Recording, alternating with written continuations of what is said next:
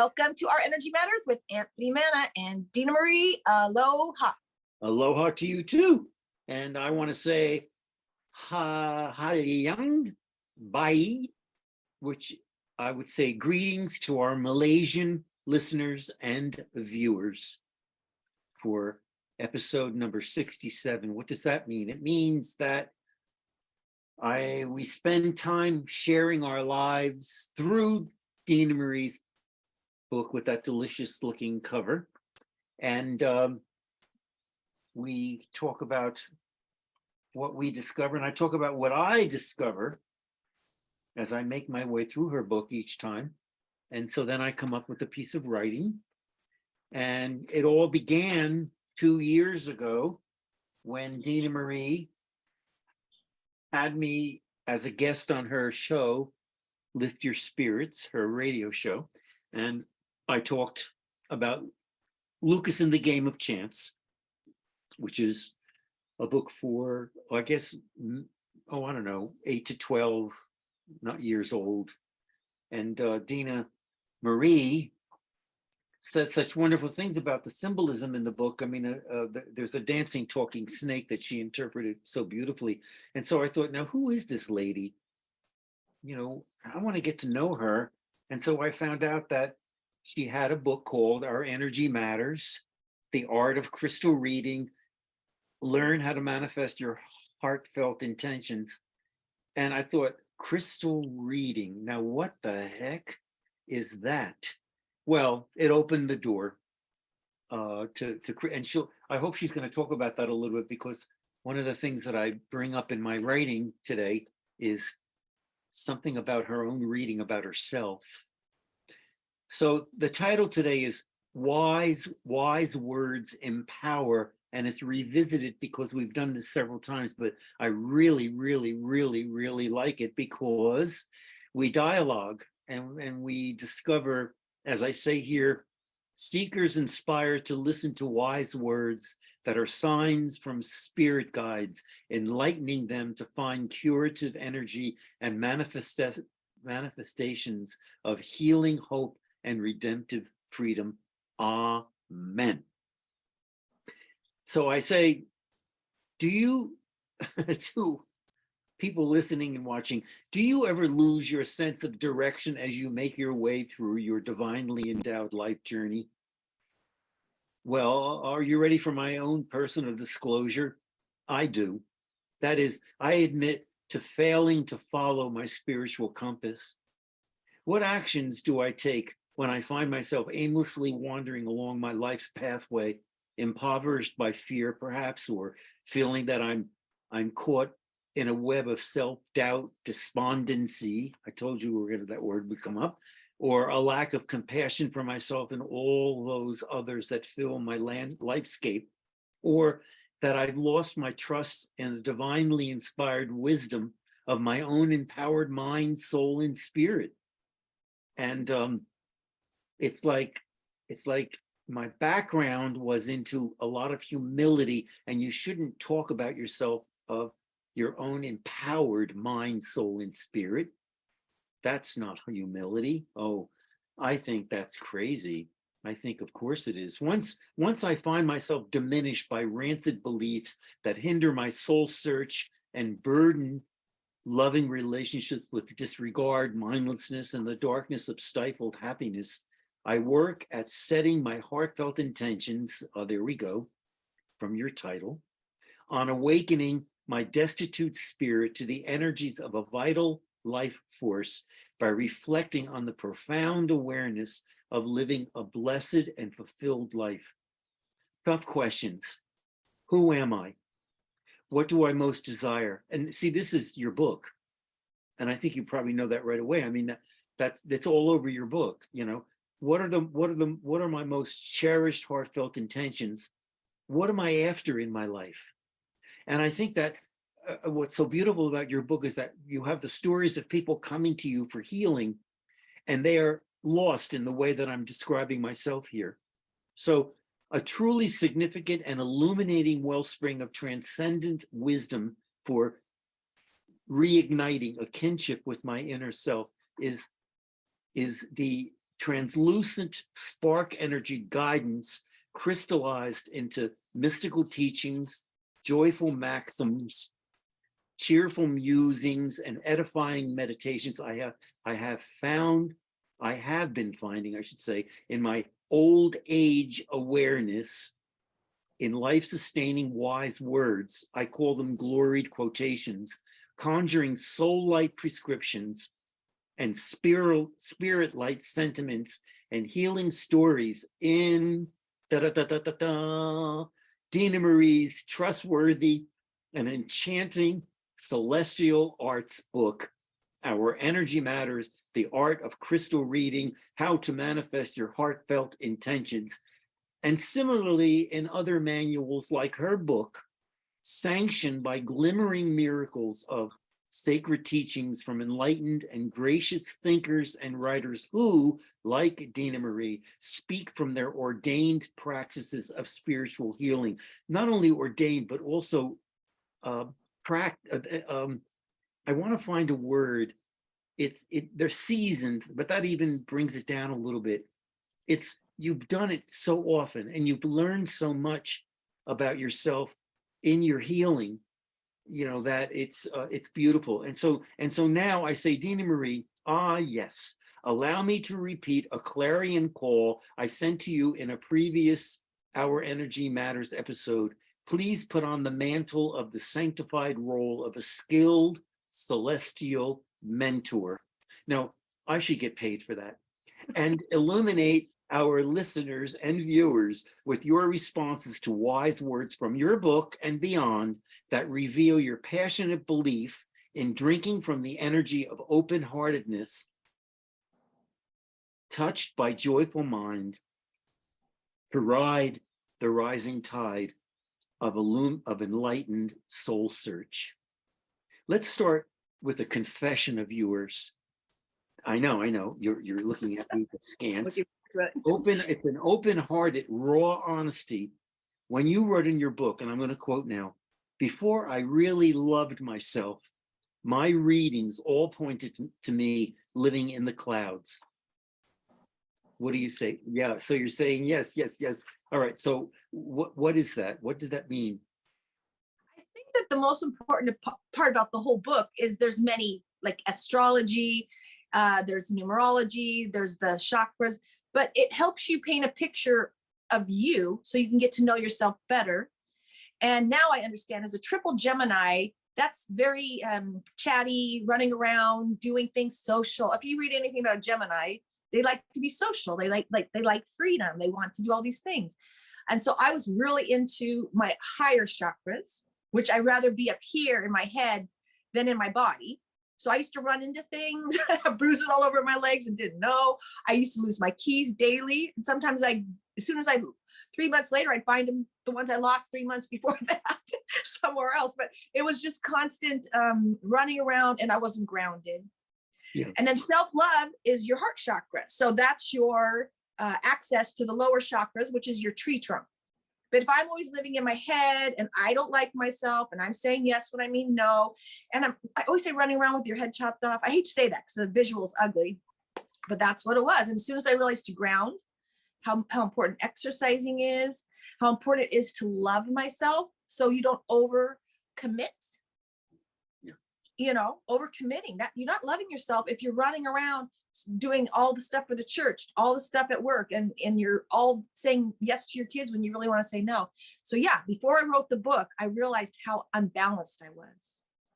And that's so, and I think that that word unbalanced, it's almost like askew, you know what I mean? It's almost like you can't get it together, and it's that's why the chakras are so important, at least to know each of the chakras as I have come to know, because I really didn't know anything really about chakras, and so that's why I love the back cover of your book, which is the chakra cheat sheet. It's almost like I want to memorize it and take an exam. And so you say place crystals on corresponding colors. So the whole idea of colors and crystals and chakras and all of that blends so beautifully.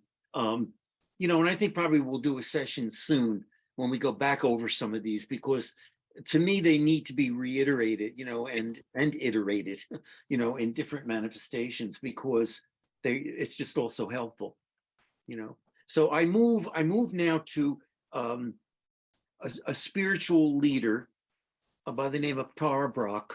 She's a teacher like you who blends Western psychology and Eastern spiritual practices. How do you like that? With mindful attention to our inner life. She wrote this, and I would love to hear what you respond to this. We then allow life, sounds, sensations, aliveness to live through us, resting in open presence. When there is tightening, holding, or confinement in thoughts, we recognize and reopen, you know. And to me, when I read this, I thought, reopen your heart and your mind. And that's where I come back to you. Letting go into the presence that is always here. Well, and I just saw my chakras close and open as you were reading. And that's what this is energy. And if your feelings hurt, you're going to close your heart. And all of a sudden you're thinking too much about something. The whole presence is that you get in touch with yourself. So if like I was talking about my blood pressure, if I start thinking a thought, because maybe my feelings are hurt and now my blood pressure is going up. If I'm present, I could quit thinking that thought, go out for a walk, which I, sat at the beach the other day because I haven't done it for a while. And I felt grounded. I felt good again. So presence is when you can, does it feel good? Are you doing something you don't want to do? Are you on the treadmill moving in a direction you have no idea why? How do you know unless you're quiet? Yeah. And you can feel what it is like, oh, everyone's going to get racing, running, drinking too much coffee to get through the holidays. And they have no idea until they get sick. While they're laying in bed and they can't go do anything. And hopefully they take some time to realize that next year, I don't want to do this anymore. I don't want to, I want to do what makes me happy or healthy. And that's really important right now. Well, I think my opening today was all about that. I mean, what did I say? I said, do you ever lose your sense of direction as you make your way through your divinely endowed life journey? And I think it's getting back to the divine and getting back to, the alchemy, as I say to you all the time, that you are an alchemist, and that it's looking for the angels. It's looking, it's lifting the spirit. Well, that's the title of your beautiful radio show, and looking up, right? Because there's a lot of times we're so in our heads, we don't even know that the sun's out or the sky is blue, and we're so overthinking things. And so if you're present and you're breathing, normally you'll get a silence just for maybe a second or something. And then all of a sudden something that was a problem isn't, because then spirit came through and it gave you, like the angels, it's like a little tap on the shoulder saying, you know what, why don't you do this? And I shared with you, I did something, but the night before it was a huge mess and I didn't know what to do with it. And then I stopped thinking about it. I slept on it and I woke up with an aha moment. That's wonderful. Yeah. And I mean, I shared a story with you about this optometrist that I went to, ophthalmologist actually. And the fact that I have to let her go because they're cheating me, and I did, what? I was like, come on, damn lady, I'm going to come and burn your office down. Oh, that's enough, you Leo. Yeah, you know what I mean? And it was just so ridiculous. And I too, I came, all of a sudden it just hit me. You wrote a narrative to the Better Business Bureau. So now I'm going to take that narrative, it's on a paper, I'm going to bring it outside, I'm going to burn it, and I'm going to let the smoke rise up, and I'm going to let her go. Yes, and I'm losing money, but I'm not going to lose my mind. But your energy is going to shift when you choose not to think those thoughts, because those thoughts are not serving whatsoever. True. So true. But you also asserted yourself. You told her, you did it through writing. And we've been working on your power chakra and your throat chakra for 2 years. And like I told you, I've seen you break through things that you used to do and didn't think about. Now you're saying no. Good for you. Yeah. I'm so happy that you say that. I mean, it really makes me feel like I should pay you for this for the session. No, because I mean, it's, it's like for a person who didn't know, an old guy like me who didn't know anything about chakras, and all of a sudden I realize I have to be working on that energy all the time, that's why I say probably in our next session we should go back a little bit and look at them and look at, what when they're alive and when they're working so beautifully. And you've got so many beautiful quotes in your book that you wrote. They're not quotes. It's your writing that talks about when your chakras are aligned or whatever, life is bliss, and I just. When they're aligned, life is magical, and you get the synchronicities, the winks from the universe. And when you're not getting winks and you're frustrated, which is a blocked chakra, then life isn't fun. And so, me, when I go through my stuff, I have to stop. And my stepdad said, if you don't know what to do, I hear his voice all the time, don't do anything. So I need to do things that bring me joy. Like I'm going to the gym after this, anything that lifts my spirits and expands my light, then I can make better decisions, but never go green when it's red. Yeah, that's so true. Until you tune yourself up. But you have to know, but I mean, the thing is, it's almost like you have to be, what's the word? It's not trained, but schooled, and to know when you need to do some of these things for yourself, and I know. I give myself a reading at least twice a week so that I can, I get busy and then I see something and I get stuck in my own stuff. And then I'm like, okay, I can see what's going on. I feel disempowered in a relationship and I don't want to look at it. And I shared with you something that's bothering me, but I also don't have control over it. And it's none of my business. So let me focus on, I wrote a resume or I did something that's going to benefit me instead of spending time focusing on something I can't do anything about. So I feel better. Yeah, of course, and very wise. So I say at the end here, because we're coming to the end, it's thank you. I say angelic guardian, that's you, for sharing your thoughts as a way of teaching, sharing, teaching, healing, or vital energies throughout the treasure of your book. Folks, if you want to move closer to Dena Marie's wisdom, then listen to her weekly radio show, Lift Your Spirits, on 1150 AM KKNW. It's on Friday mornings, and you have to check the time according to where you're living. Her website is dena-marie.com, and you'll find a lot of empowering in that website, but also beautiful pictures of the island she lives on out west. And she's also very active on Facebook. Lots of daily chakra insight into chakra energy, quotations that I love going there to look at your quotations, because once again, it's just like a breath of fresh air. It's like, whoa, and startling photographs of her island, the island she inhabits. So go there, folks, and meet Dena Marie. My website for an interview with Dena Marie is anthonymanabooks.com. And there's a section called Podbean Podcasts, and you'll hear her interview with me way back when, a couple of years ago, really. And also my website is for parents, teachers, grandparents, guardians, because a lot of it is about literature for kids and teens and tweens, how to keep them active as readers and writers. So, oh well, we come to an end, and it's always so enlightening. And we'll spend a week thinking about each other and also working through it all with positive energy.